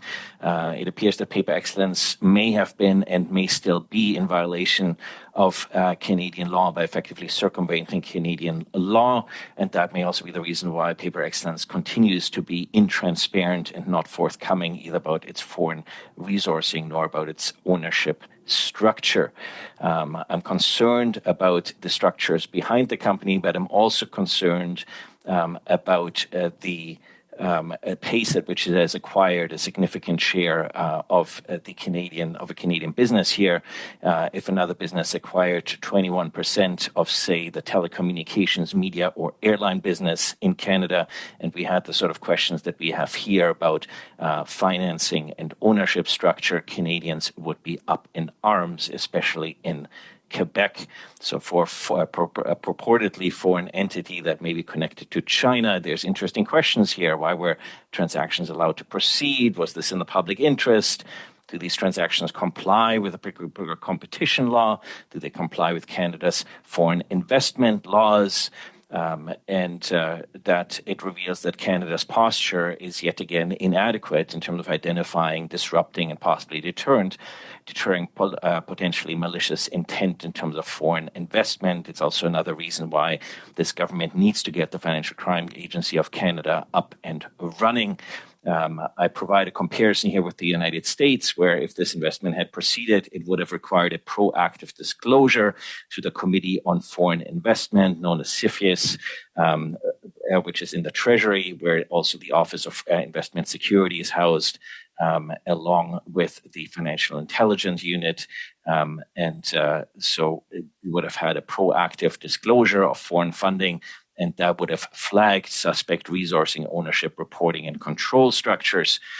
What we need then in this country is something that mirrors CFIUS. So Canada needs proactive disclosure of foreign direct investment in Canadian companies and real estate by means of a Canadian equivalent of the U.S. Foreign Investment Risk Review Modernization Act of 2018, and the political will to deter possible deliberate misrepresentation or obfuscation of foreign financial flows into Canada, as well as control of Canadian companies.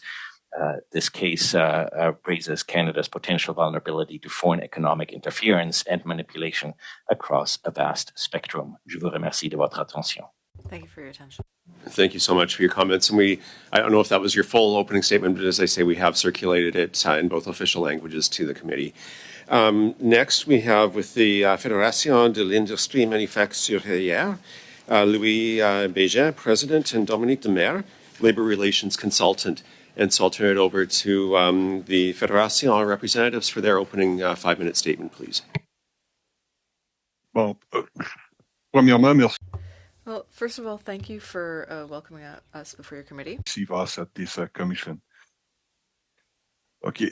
D'entrée de jeu, First of all, we want to express that we do see some positive aspect here, which is that this is an industry, the pulp and paper industry, so Resolute was purchased, and it could have been sold off piecemeal without having adequate follow-up. So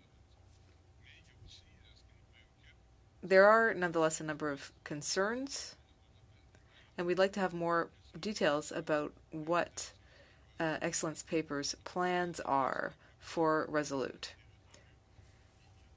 Resolute's position within Quebec's forest industry is very significant. It includes mills and pulp mills and so on. So we want to know exactly where it stands relative to Canada's reality and Quebec's reality.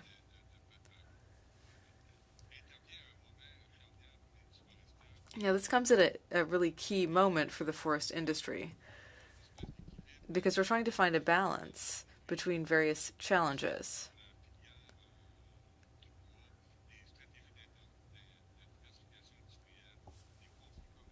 diversification strategies, conflicts with the U.S., biodiversity measures, and relations with Indigenous communities are all important.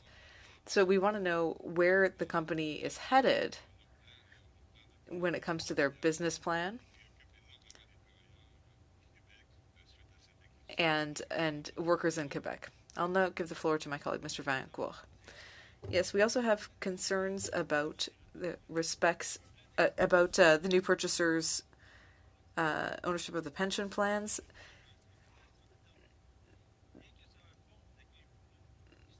There are no new beneficiaries.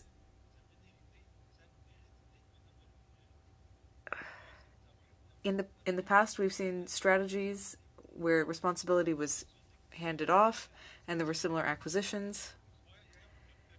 We believe that Paper Excellence needs to commit formally to its commitments concerning the pension plans.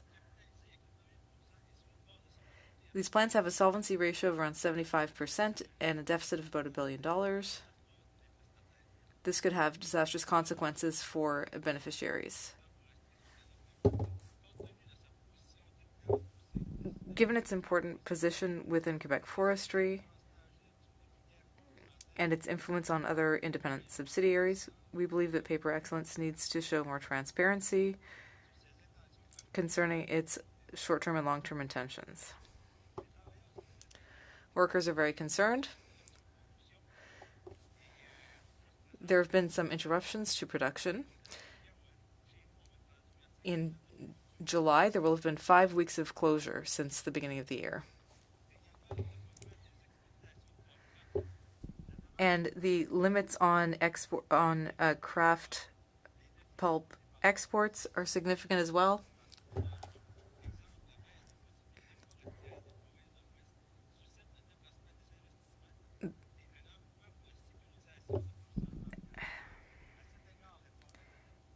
The forests of Western Canada are an important resource.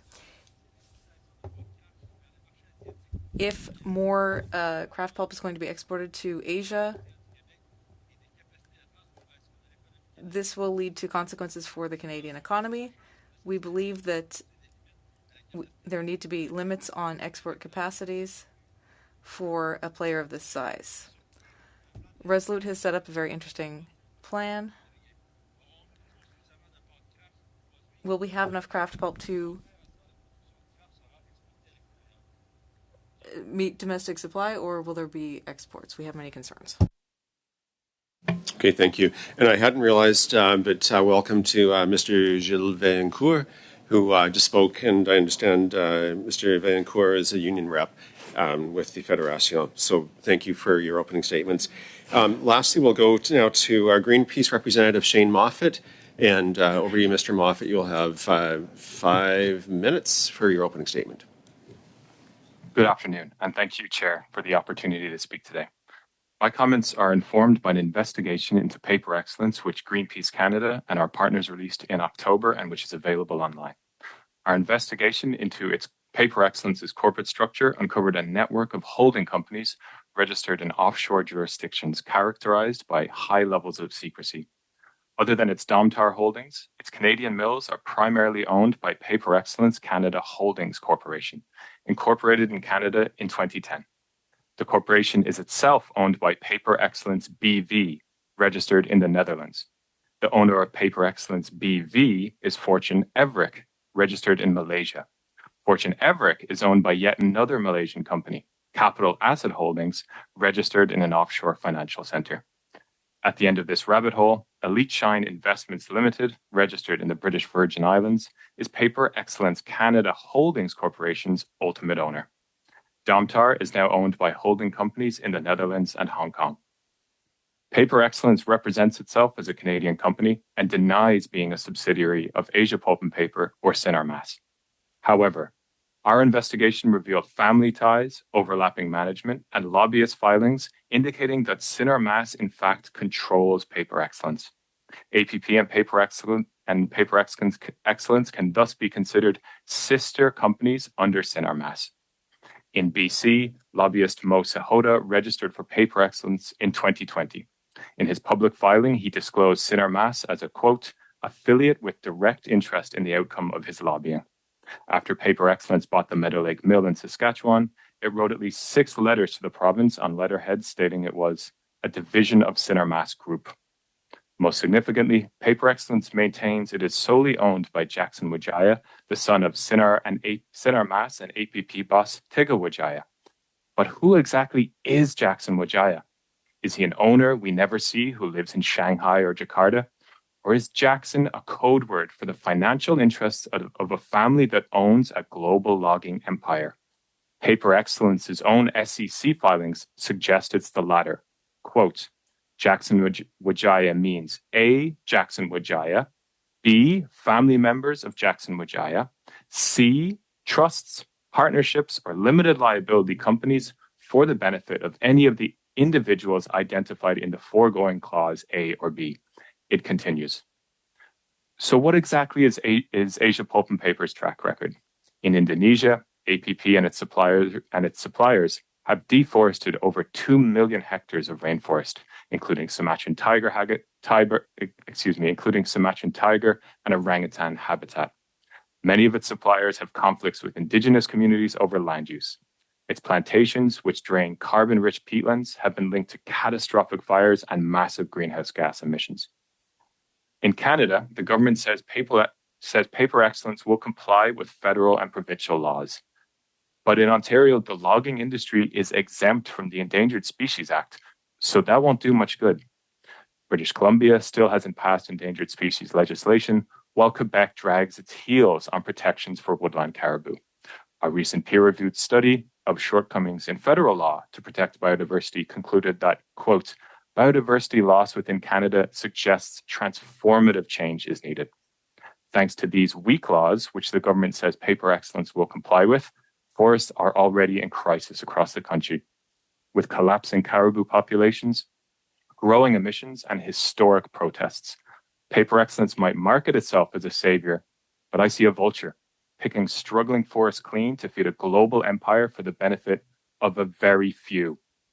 The corporate firewalls between Paper Excellence entities present an enormous obstacle to the Canadian public, holding it accountable for its actions, environmental impacts, and social commitments. Instead of meekly accepting Paper Excellence's assurances, this calls for coordinated action led by the federal government, focusing on 2 key areas. First, much greater transparency in the logging industry so we can all know exactly who is logging, how it's being done, and who is profiting. Second, we need much more effective forest regulations to ensure wildlife is being protected, Indigenous rights are respected, and local communities are benefiting. With Paper Excellence in town, these measures are more urgent than ever. Thank you. Great, thank you. So with that, we have about 15 minutes. So we'll go through an abbreviated first round of questions. I'll do 3 minutes each, and then we will canvass the group following the meeting to see if we are able to bring them back. This is the second time that the group here has been scheduled, so I thank you so much for your flexibility. But we'll at least get in a quick 3-minute interaction. So first up on this side, I have Mr. Hoback, and the floor is yours for 3 minutes. Well, thank you, Chair. And 3 minutes isn't enough to talk to all the things we want to talk about here. So maybe I'll start with you, Professor Leprick. You make some accusations that I'm just kind of concerned about, and that's the process that was used when Resolute was purchased by Paper Excellence and when Domtar was purchased by Paper Excellence. Was there not proper consultation? Was there not a proper process put in place to review those acquisitions? And if it wasn't, what should have been added to the process that would have given a more thorough review? Because this was signed off by the minister, so they, it did go right to the top end of the Liberal government before it was approved. So what was missing? My concern is that we didn't sufficiently investigate the rather opaque financial and ownership structures that have currently been laid out, and that these are not subject to full disclosure under the current Canadian legislation in the way that they would be in the United States, which provides less opportunity for Canadian authorities to flag potential fair enough, but suspect issues. But there's the exchange in the U.S., there's a competition bureau in the U.S. that did go through the same process when Domtar was purchased. And the U.S. is a lot more hawkish in regards to foreign ownership than any other country, I think, in the world. So if no flags is raised in the U.S., why would we be suspicious of flags being raised here in Canada? Or what's difference in their process that is being ignored by the Liberal government here in Canada? I'm particularly concerned about ensuring that we have a level playing field in Canada when it comes to foreign direct investment. And my concern is that the Canadian process may not be sufficiently robust and adequate to flag from the outset potential issues with regards to a level play and competitive playing field for all investors. You don't necessarily have an issue with paper excellence. You have an issue with the process that was required or used in the approval of the sale of Resolute to Paper Excellence. Is that fair to say? That is correct. That is my only area of expertise here, since I'm not an expert on the forestry industry. But I am an expert on financial crime and have significant expertise on financial crime, and I do have concerns both about the process and the structures in place. Okay, I'm sorry, sir. I'm going to pass over to Mr. Goodell. Thank you, Mr. Hoback. Mr. Nyber, I believe you were here in the first hour and heard the conversation, so I'm going to really shorten my preamble here. Can you just speak a little bit to the regulatory process in Canada that provides the checks and balances around the protection of the kind of the timber supply? I think you heard me talk about forest management licenses and agreements and permits and whatever. I'm just concerned about this claim that there's 22 million hectares of timber that is under the control of, and I believe it's under the control of the provincial regulatory bodies. Could you maybe speak to that on a broader scale than just Saskatchewan, please? Yeah, and I think it's important because it also sets Canada apart globally in terms of the nature of our forests. We have 94% of commercial forestry in Canada is done on public or provincial crown land. So you've got a little bit of private forestry, of course, on the West Coast, in the Maritimes, and small woodlots across the country, but it's primarily on crown forests. So under provincial government purview, there needs to be, depending on the province, the planning cycle can be anywhere from 100 to 200 years, with then interim 10-year plans and then annual plans that are submitted. They need to undergo Indigenous and non-Indigenous community consultation. You need to worry about every mammal, bird, and fish. You need to worry about every body of water. We're out of time, so if you wrap it up. I think the point is there's a lot of steps, and I could bury you with the regulatory environment across the country, but it's very robust. Thank you. We're going to go now to Mr. Blois, who will have his 2.5 minutes, or 3 minutes. I almost heard 25 minutes, Mr. Chair. I'm going to put my questions to FPAC, and certainly we've litigated, and I think we've raised a number of questions about paper excellence, but I want to go a bit broader because we have the opportunity to hear from you. Most people would have seen the headlines and the impact of what's going on in my home province right now in terms of forest fires. We've seen that out west as well. We're frankly seeing it across the country. Can you give a perspective to this committee about the impact on the feedstock in terms of, you mentioned a lot of crown land, that is obviously where forestry actually happens. There is some private, but how is that impacting the feedstock for mills? Yeah, well, first of all, downtime to keep people safe and to make sure people are getting paid, and that's the number one priority. Number two, I think a lot of people don't realize that our forestry workers are often on the front line with first responders locally, digging trenches, making fire breaks. I think we're going to know in terms of, the age of trees that have been affected by the fires, in terms of, are these younger trees, are these older forests? But one of the ongoing challenges in Canada is the dead wood that's still in the bush that becomes kindling. So I think those assessments will be better known over the next 6 to 8 weeks if we get a reprieve in some of these spots. But this is definitely far too early in the year to have Canadians sleeping in hockey arenas. No, it's obviously terrible. On the deadwood piece, in terms of some of the impacts, like once a fire actually goes through, is there any products that are recoverable? I'm sitting here as a member that doesn't have a whole lot of context on that, but how do you actually salvage some of the actual biomass that might still be, what products would that go into? Yeah, depending on how badly burnt it is, we got to be careful at our sawmills that some of the wood that's really dry and damaged doesn't become a fire hazard in the mills. Like dealing with that type of wood is really tough for the sawmills, but it really depends on the quality of the remaining wood. If can that be used for pellets? Can it be used for pulp and paper? How else can it be salvaged? Can I ask about forestry management writ large? Obviously, being a member of Parliament from Nova Scotia, we've been impacted by hurricane-related weather events. It then creates situations where there's actually a knock-on. Mr. Sorbert, I've got the floor. If you could just shut your mouth for a few minutes. So, Mr. Nybor, in terms of the impact on forestry management in the forestry sector, to avoid the idea of forest fires, I know we can't avoid them directly, but forestry management must play a little bit into that. Is there something the government can do to be working with the private sector and harvesters to maybe actually do two things: sustainably manage the forest, but at the same time maybe prevent some of the impacts of forest fires generally? That's it. Within 15 seconds, please. Yeah, National Adaptation Strategy, Canadian Wildfire Strategy. There are a number of tools, but more active management, thinning is absolutely really critical, and we can reap the benefits of some low-grade wood to make low-carbon things as well. Okay, thank you. We're going to go now to Mr. Simard, who will have his 3 minutes. Merci, John. Thank you. Mr. Moffat, I'm not going to ask you any questions, but I do have a request for you. Would it be possible for you to table to the committee all of the documents that you have about the ownership structure of Paper Excellence? You had mentioned a link between Paper Excellence and Sinarmas.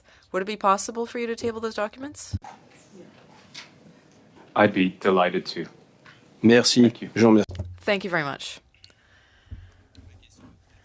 Now, my question, I think, will be for Messrs. Bégin and Vaillancourt. Mr. Bégin, there was a joint meeting that we had with different unions, or that was had between different unions and Minister Champagne, about the sale of Resolute to Paper Excellence, and that meeting happened before the sale. There's also an advisory committee or a monitoring committee that was set up with Mr. Vaillancourt and other unions to express the workers' concerns. And the workers still haven't met the new owners at the various facilities, particularly in Saguenay-Lac-Saint-Jean. They still haven't met the owner of Paper Excellence. But Mr. Bégin, I'd like to hear you talk about some of the concerns that were raised with that meeting with the minister. And maybe you could just highlight some of the workers' main concerns about that transaction. Yes, Mr. Chair, I would say that as far as the workers are concerned, there was a lack of transparency in this transaction. We didn't get to hear what the company's vision was for the region. Many of the installations are in Lac-Saint-Jean, or Resolute's facilities were in Lac-Saint-Jean, and we're still waiting to see what their business plan is, because Paper Excellence has a vision elsewhere in the world that is very different from what we've seen here in Quebec. Earlier I was talking about their sort of global vision for silviculture, sawmills, pulp and paper mills, and cardboard. And in their business plan, we don't know whether Paper Excellence will maintain that sort of global approach, or only some of those. So that's something that the workers are very concerned about, first of all. And then I'll let Mr. Vaillancourt explain further, but of course there's the whole question of the pension funds.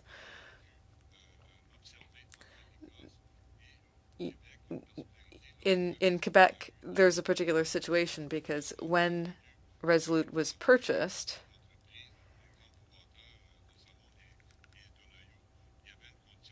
there was a condition placed about changing the pension plan, and the old fund was uncovered, and now we're trying to figure out whether it will be recognized after the transaction. Thank you. So now I'm going to have to jump to Mr. Angus, who will have the final 3 minutes for today's round. Thank you. I think what I found really shocking when I started to look into Paper Excellence was trying to actually figure out their corporate structure. There's a whole series of holding companies and all these offshore shell jurisdictions all over the world. Mr. Moffat, I want to ask about how convoluted that is. I come from the Abitibi region. The Abitibi River gave birth to a paper mill called Abitibi, which at one point was the biggest paper mill in the world. Then its head office was in Montreal. We knew where that was. But I don't know what this company is in the Virgin Islands. I don't know the ones in offshores in Malaysia. I don't know the one in the Netherlands. And I'm told it's owned by this individual, Mr. Jackson Wijaya. But the corporate filings tell me that Mr. Jackson Wijaya can be an individual. It could be a relative of Jackson Wijaya, or it could be the corporate interests of Jackson Wijaya. So if this is such a good Canadian story, why is it being hidden through so many corporate shell companies? Mr. Thank you, Moffat. Mr. Angus. That's a very good question, in my opinion. I think one of the questions that I find myself asking after our investigations is, surely it can't be an accident that they're structured like this. Why would any company go to all these extreme lengths to create so many corporate veils? There has to be a reason for it, but it seems to me, to be completely honest, that we or the Canadian public still don't fully understand why they've done that. I did look at the CNR Moss company, which our first round seemed really surprised that we were asking about CNR Moss when Canadian officials say that CNR Moss and Paper Excellence are the same company. But if you look at their website, their corporate executive team is Tegua Wijaya, Indra Wijaya, Mukhtar Wijaya, Frankie Wijaya, Fuganto Wijaya. The Asia Pulp and Paper Company was founded by Ika Wijaya, and now the individual that is in control of 22 million hectares of Canadian forests is Jackson Wijaya. So under their corporate filings, which says that Mr. Jackson Wijaya could be any one of those relatives, would that give them a pretty much a clear legal connection back to CNR Moss?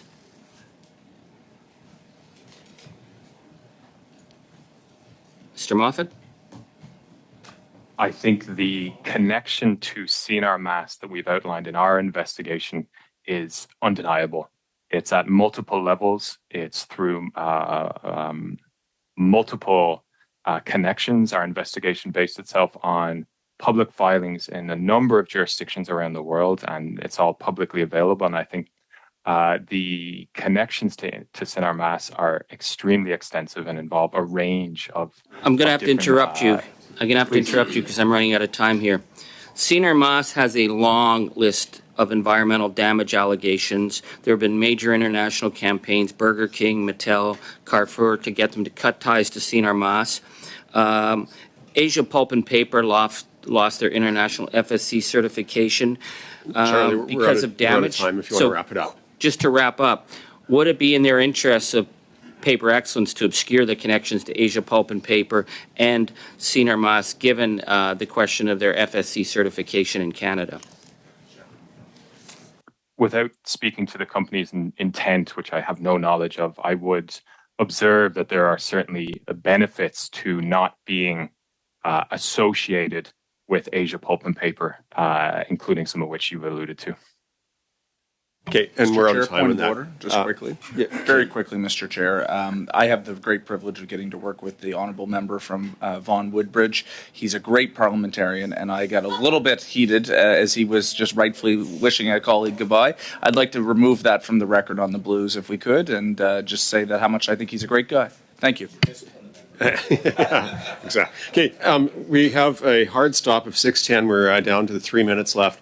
So I would like to thank the witnesses who are here today for joining us. It has been a very abbreviated session. As I mentioned, we will reach out to you through the clerk to see if you would be able to come back. We would still normally have 50 minutes left of questions and answers.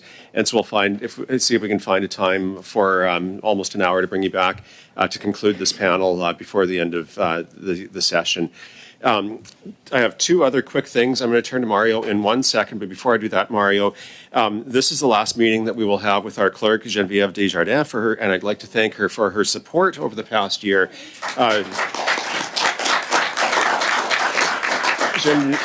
Genevieve is moving to a new committee, to Canadian Heritage, so they're very fortunate. Genevieve, thank you for all of your support. And we have a small a card and a small gift and something else here that we'll get to you. And we'd like to welcome our new clerk, Stephanie Bond. So welcome to the Natural Resources, Stephanie. And so small gift from our committee for you for your service. So thank you very much, Genevieve. And as a reminder, on Friday, we have for the first hour the officials to continue this discussion. We will then go into likely in camera for the Sustainable Jobs Draft Report version 2. So come prepared for that. And now, Mario, in 2 minutes. Très rapidement. Very briefly, I think I have the consent of most colleagues for a motion that was already on notice that the committee mandate the chair to address a letter to Mr. Jackson Wijaya of Paper Excellence in order to ask him for his consent to lift the confidentiality concerning the discussion that he had with the Minister of Industry, Science and Development, as well as the ownership structure of the company. And that would be before other witnesses are invited to appear before the committee pursuant to the standing orders. I think I already have my colleague's consent for that one. Okay, just need to ask, is there any discussion or can I call the vote? Okay, all in favor? And opposed? That motion's carried. And folks, thank you so much. We've had an action-packed meeting today. Meeting adjourned.